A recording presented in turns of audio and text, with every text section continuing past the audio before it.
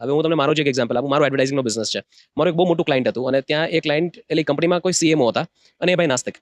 અને એ એવા લોકોને ગોતીને કામ કરે જે એથિયસ્ટ હોય, નાસ્તિક હોય કે અલ્ટ્રા લેફ્ટિસ્ટ હોય, એ ટાઈપના લોકોને ભેગા કરી એમની સાથે કામ કરે.